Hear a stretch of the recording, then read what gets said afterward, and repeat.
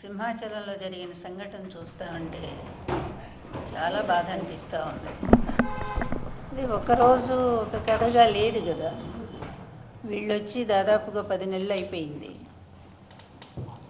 ఎన్ని జరుగుతున్నాయంటే దేవుడి పేరుతో జరుగుతున్నటువంటి సంఘటనలన్నీ చూస్తూ ఉంటే వీళ్ళ పాపాలన్నీ ఎలా పరాకాష్ఠకు చేరుతున్నాయి అనేది అనిపిస్తూ ఉంది నాకు. ఎందుకంటే ఏ దేవుణ్ణి అయితే అడ్డం పెట్టుకొని ఆ దేవుణ్ణి అపహాస్యం చేసే విధానంలో తిరుపతి లడ్డూ దగ్గర నుంచి వీళ్ళు ఆడిన నాటకాలు, డ్రామాలు, సినిమా వేషాలు ఇవన్నీ కూడా ఎంత అసహ్యం కలిగిస్తూ ఉన్నాయంటే ప్రజల్లో, ముఖ్యంగా ఎవరైతే ఈ అక్రమాలు, దేవుడి పేరుతో అన్యాయాలు అక్రమాలు చేస్తూ దేవుడు రాజకీయాలకు ఉపయోగించుకోవటానికి ప్రయత్నం చేస్తారో అది ఆ దేవుడే మెచ్చడంటానికి ఈ చంద్రబాబు నాయుడు గారు ఎప్పుడు అడుగు పెట్టినా, ఈరోజే కాదు, ఆయన ఎప్పుడు అడుగు పెట్టినా సరే ఇటువంటి సంఘటనలు కోకొల్లలుగా జరుగుతూనే ఉన్నాయి. అది ఒక్కసారి చెప్పుకోవాలంటే ఇప్పుడు కాదు, ఎన్టీఆర్ గారిని వెన్నుపోటు పొడిచి ఈయన అధికారంలోకి వచ్చిన తర్వాత అసెంబ్లీలో ఆయనే అనౌన్స్ చేసుకున్నాడు, నా స్వయం కృషితోనే నేను ఎదుగుతాను, నాకు దేవుడి మీద ఏ నమ్మకం లేదు, అందువల్ల నా మీదే నాకు నమ్మకం ఉంది అని ఆయనే చెప్పుకున్నాడు. తను స్వయంగా నాస్తికుడిని, నాకు ఏ దేవుడి మీద నమ్మకం లేదని. అట్లాంటి వాడు కనుకనే దేవుణ్ణి ఇన్ని రకాలుగా అతను భ్రష్టు పట్టిస్తా ఉన్నా అంటే ఈ హిందూ ధర్మవాదులు కూడా ఆలోచించాల్సినటువంటి అవసరం ఉంది. నేను హిందూ ధర్మమే అంటాను, మతం అనే వాడను నేను. ధర్మం అనేది సమకాలీనమైనటువంటిది, సార్వకాలీనమైనటువంటిది, అందరికీ వర్తించేటువంటిది. అందువల్లనే ఈ ధర్మాన్ని భ్రష్టు పట్టించడానికి ఈరోజు బీజేపీ కొంతమందిని ఉపయోగిస్తూ ఉంది. అది ఈ రాష్ట్రంలో ముఖ్యంగా ఆంధ్రప్రదేశ్లో జరుగుతున్నటువంటి అన్యాయాలు, అక్రమాలు, దేవుడి పేరుతో జరుగుతున్నటువంటి ఇవి చూస్తూ ఉంటే అసలు ప్రత్యక్షంగా ప్రకృతి ఎంత ప్రకోపం చేస్తూ ఉందో కనిపిస్తూనే ఉంది కదా మనకి. ఈ అడుగు పెట్టారు ఆ రోజు కూడా అంతే. అతను 2014లో వచ్చినప్పుడు 40 గుళ్ళకు అసలు ఏమాత్రం కూడా నిర్భీతిగా, అంటే దేవుడు అంటే భక్తి, భయము ఇలా ఉన్నవాళ్ళు తొందరగా అట్లా చెయ్యరు. అతనికి ఏమీ లేవు కనుకనే అంత నిర్భీతిగా 40 గుళ్ళు కూడా కూలగొట్టేశారు. అయినా కూడా బీజేపీ అతను చాలా గొప్ప నాయకుడు అనుకుంటూ అతనితో స్నేహం చేస్తూ ఉన్నారు.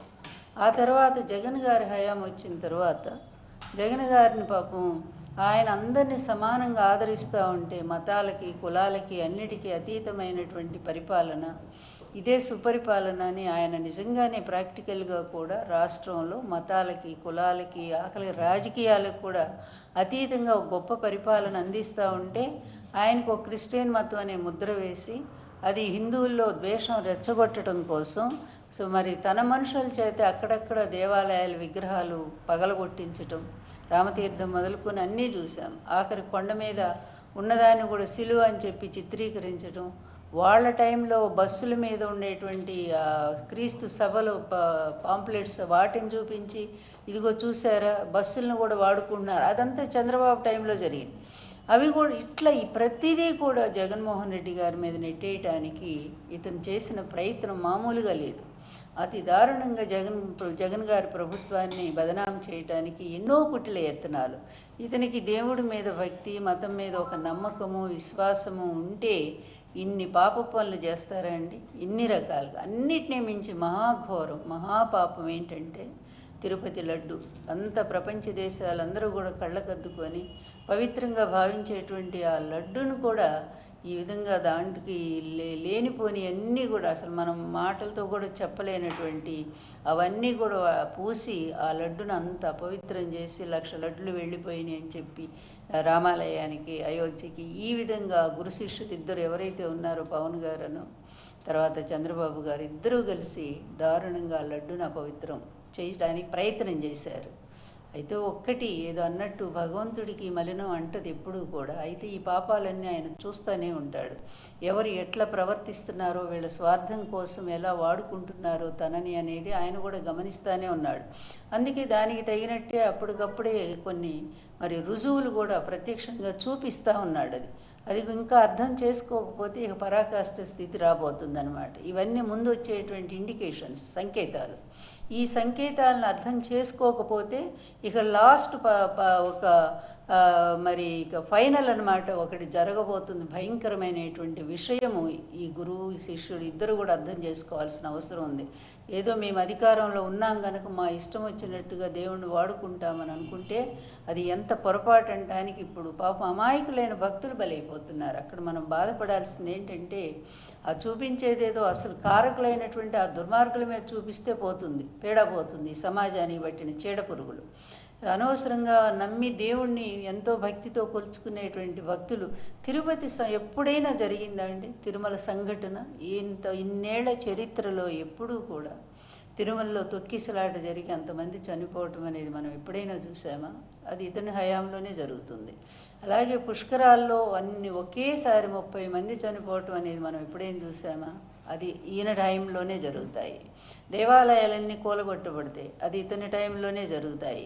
అదేవిధంగా గోవులండి, 100 గోవులు మరణించాయి. అది అందులో కూడా శ్రీవారికి రోజు పాలు నెయ్యి ఇచ్చేటువంటి ఒక పవిత్రమైనటువంటి గోవులు అన్ని 100 మంది చనిపోయినాయి. ఎవరి టైంలో అంటే ఇతని టైంలోనే జరుగుతాయి. అన్నిటినీ మించి నిన్న చూస్తే అసలు మరి సింహాచలం అంటే నిజరూప దర్శనం అనేది భక్తులకి అదొక చాలా ఇదిగా భావిస్తారు, మహాభక్తిగా భావిస్తారు. ఆ స్వామివారిని నిజరూప దర్శనం చేసుకొని పునీతులు అవ్వాలి అని వేలాది మంది భక్తులు ఎంతో ఆశతో తెల్లవారుజామున లేకపోతే రాత్రి నుంచి కూడా పాపం క్యూలో నిలబడి వాళ్ళు స్వామి దర్శనం కోసం వస్తారు. అలా వస్తారని తెలుసు కదా, ప్రతి సంవత్సరం జరిగేటువంటిదే కదా ఇది.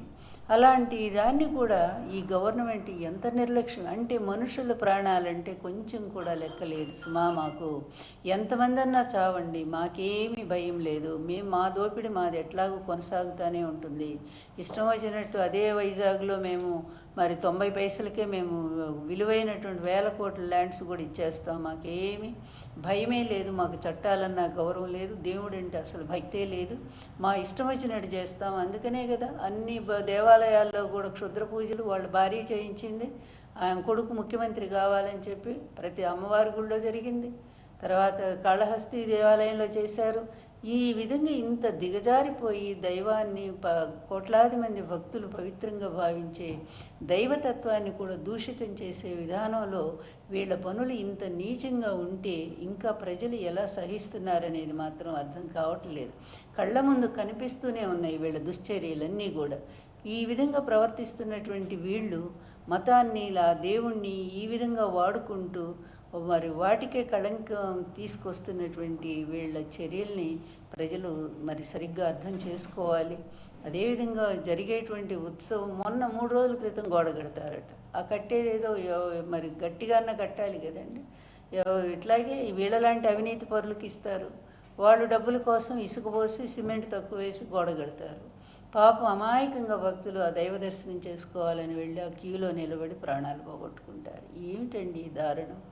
అందుకే భారతం ఒక మాట చెప్తా ఉంది, ఇది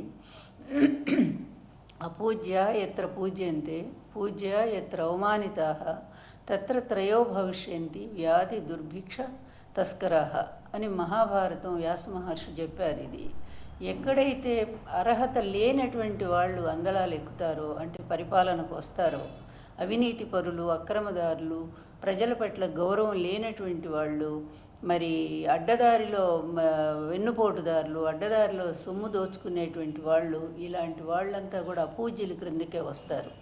అలాంటి వాళ్ళు అందలం ఎక్కితే ఏమవుతుంది? అలాగే గౌరవించదగినటువంటి వ్యక్తులు, ప్రజల్నే దేవుళ్ళుగా భావించి ఆనాడు ఎన్టీఆర్, తర్వాత వైఎస్ఆర్, ఈరోజు జగన్మోహన్ రెడ్డి గారు, ఈ ముగ్గురు కూడా ప్రజలే తమ దేవుళ్ళుగా భావించారు. ఈ సమాజమే ఒక దేవాలయంగా భావించారు. ఇలాంటి వ్యక్తులు కూడా ప్రజల కోసం తపన పడ్డారు. అలాంటి వ్యక్తులు ఎప్పుడైతే దిగిపోయారో జరగకూడని ఎన్ని అనర్థాలు ఈ సమాజంలో జరుగుతున్నాయో మనం కళ్ళారా చూస్తున్నాం. అందుకే అపూజ్య ఎత్ర పూజ్యంతే పూజ్య ఎత్ర అవమానితాః తత్ర త్రయో భవిష్యంతి వ్యాధి దుర్భిక్ష తస్కరాః. కనుక నిజంగా గౌరవించదగిన వ్యక్తులు అధికారానికి రాకపోయినా ఇలాంటి అపవిత్రులంతా కూడా వచ్చి అధికారానికి వచ్చి మరి దోపిడీ చేస్తూ ఉంటే, అందువల్ల అప్పుడు ఏం జరుగుతుందంటే సమాజంలో ఇలాంటివే జరుగుతుంటాయి. మంచి మంచి వాళ్ళంతా కూడా పాపం అకాల మరణాలు జరుగుతాయి. ఎంత బాధేస్తుందో, ఒకే కుటుంబంలో 4 చనిపోయారట. పాపం ఎంత దారుణం అండి. అలాగే దాదాపు 100 మంది ఇంజర్డ్, గాయాలైపోయి లబోదిబో స్వామివారి దర్శనం ఏమో నిజంగా హాస్పిటల్ దర్శనం చేయాల్సినటువంటి దుస్థితి. ఎవరు దీనికి కారకులు? ఈ పాపానికి మూలం ఎవరు? ఇంకెవరు? పాలకులు. పాలకుల యొక్క అవినీతి వల్ల, పాలకులు యథారాజా తథా ప్రజ అని, ఈ పాలకులు ఎట్లాంటి అవినీతి పరులవుతారో వాళ్ళ క్రింద పనిచేసే వాళ్ళు అలాంటి వాళ్ళే వస్తారు. అధికారులు అలాగే ఉంటారు, అక్కడి నుంచి కాంట్రాక్టర్లు అలాగే ఉంటారు. అందులో చంద్రబాబు గారి టైంలో అసలు డైరెక్టే కదా, ఏది కూడా ఆయన ఓపెన్గా చేయరు కదా, అట్లా అడ్డదారిలో పిలుస్తారు, వాళ్ళకు అప్పచెప్పేస్తారు తన అనుకున్న వాళ్ళందరికీ కూడా. అలాంటి వాళ్ళకి ఇవ్వటం, వాళ్ళు చేసిన ఏదో పని వల్ల ఈరోజు ఇంతమంది పాపం మరణించటం, ఆ కుటుంబాలు ఎంత ఏడుస్తున్నాయి చెప్పండి. ఏమాత్రం జాలి, ఇంతని ఇంగిత జ్ఞానం కొంచెమైనా ఉంటే, మీరు అక్కడ మనుషులు కాదని నేను ఎప్పుడో చెప్పాను, మరొకసారి ఈ ప్రజల కోసం చెప్తున్నా, కనీసం ఆ బాధిత కుటుంబాలు, తర్వాత చనిపోయినటువంటి కుటుంబాలకి భారీగా ఎక్స్‌గ్రేషియా కనీసం ₹1,00,00,000 ఇవ్వండి. అదేదో డబ్బుతో వాళ్ళ దుఃఖం తీరుతుందని కాదు, కొంత ఆర్థికంగా తర్వాత వాళ్ళు బ్రతకడానికి అవకాశం ఉంటుంది. అది ఎట్లాగూ చెయ్యరు. ఇంతవరకు ఆ తిరుమలలో జరిగిన సంఘటన మీద విచారణ ఏమైందండి? తూతు మంత్రంగా వేశారు, అది ఎటుపోయిందో కూడా పోయింది. అలాగే తిరుపతి లడ్డూ విషయం అట్లాగే అయిపోయింది, సిట్ వేశారు, ఆ సిట్ ఎటుపోయిందో పోయింది. ఏంటండి ఈ దారుణాలు ఏంటి? ఇన్ని అబద్ధాలు చెప్పిందే చెప్తూ పదే పదే అబద్ధాలతో బ్రతుకుతున్నటువంటి చంద్రబాబు నాయుడు, నీ జీవితం ఇంకెప్పటికీ మారదా? మారదు. నీ కొడుకును కూడా నీ దారిలో అట్లా విధంగా అబద్ధాలతో వాడిని కూడా తీసుకుపోతా ఉన్నావు నువ్వు. ఏమి చెప్పాలనుకుంటున్నారు ఈ సమాజానికి? మీరు మీ కుటుంబం వల్ల, మీ నారా కుటుంబం వల్ల ఈ సమాజానికి ఒరిగిందేంటో ఒక్కడ చెప్పండి. ప్రయోజనం ఏముందో చెప్పండి. పోనీ హిందూ ధర్మానికి మీ వల్ల జరిగిన మేలేంటో చెప్పండి. ఏమైనా ఎప్పుడైనా ఒక దేవాలయం కట్టించారా? లేకపోతే మీ సొమ్ము తీసుకొచ్చి ఏమైనా పేదలను ఆదుకున్నారా? ఏమీ లేదే. అట్లాంటి మీరు ఈరోజు దురదృష్టం కొద్దీ పరిపాలనకు వస్తారు, అది కూడా అడ్డదారిలో వస్తున్నారు. నిజమైన దారిలో అయితే మిమ్మల్ని ప్రజలు ఎవరు ఎన్నుకోరు, అందరికీ తెలుసు మీరేంటనేది. అందుకని ఈ నేచర్ తిరగబడుతూ ఉంది. ఎందుకంటే ఎప్పుడైనా అంతే, ప్రజలు ఏమి చేయలేనప్పుడు ప్రకృతి తన ప్రకోపం చూపిస్తుంది, తిరగబడి తన కోపాన్ని చూపిస్తుంది. ఇట్లాంటి దుష్టుల్ని, దుర్మార్గుల్ని ఉంచొద్దు, తొందరగా వీళ్ళని అధికారం నుంచి తొలగించండి అని చెప్పి నేచరు మనకి ఇండికేషన్, సంకేతాలు ఇస్తూ ఉంటుంది. అదే సంకేతాలు ఇప్పుడు జరుగుతున్నటువంటి సంఘటనలు ఒకదాని వెంట ఒకటి, పెద్ద గ్యాప్ కూడా ఉండట్లేదండి. మొన్ననే జరిగింది తిరుమల, మొన్ననే జరిగింది, నిన్ననే జరిగింది గోవుల సంఘటన, మళ్ళా చూస్తే ఈ సంఘటన, అంతకుముందు ఆ సంఘటన, ఒకటా రెండా వరుసగా చంద్రబాబు టైంలోనే కదా ఇన్ని పాపాలు ఘోరాలు. ఈ సనాతన వేషాలు వద్దు పవన్ గారు, అవన్నీ తీసి పక్కన పెట్టండి, మనిషిగా బతకండి. మనుషులకు మిమ్మల్ని నమ్మి గెలిపించినటువంటి ఆ మనుషులకు అండగా ఉండండి. అందువల్ల ఈ వేషాల కంటే కూడా మీరు ఒక్కరోజు వాళ్ళకి భోజనం పెట్టి చూడండి, ఎంత ఆనందపడతారో వాళ్ళు. అందువల్ల నేను చెప్పేది ఏంటంటే, చంద్రబాబు లాంటి వాళ్ళు, అతని కొడుకు లాంటి వాళ్ళు అధికారంలో ఉన్నంతకాలం ఇట్లాంటి దురదృష్ట ఘటనలు జరుగుతూనే ఉంటాయి. ఎందుకంటే వాళ్ళు ఏ విధమైన భద్రతా చర్యలు తీసుకోరు, ఏ విధంగా ప్రజల ప్రాణాల పట్ల వాళ్ళకి ఇష్టం, అంత భద్రత లేదు, వాళ్ళకి జాగ్రత్త లేదు, అస్సలు లేదు. అందువల్ల పోతే పోయారులే, జంతువులు చచ్చిపోవట్లేదా, మనుషులు పోతారనే పద్ధతి కలిగినటువంటి ఒక శాడిస్ట్ మెంటాలిటీ చంద్రబాబు నాయుడిది. అందువల్లనే అతని పరిపాలనలోని ఎక్కువ మంది ప్రజలు ఆఖరు చిన్న మీటింగు, ఒక సందులో మీటింగ్ పెడితే ఆ మీటింగ్లో కూడా చచ్చిపోయారు కదా పాపం, మురుక్కాలలో పడి. ఆ చీరల పంపిణీ అని చెప్పి ఆ చీరలు పంపిణీ చేసి అక్కడ చచ్చిపోయారు కదా. ఏంటి అసలు చంద్రబాబు అంటేనే మనుషులను చంపటమా?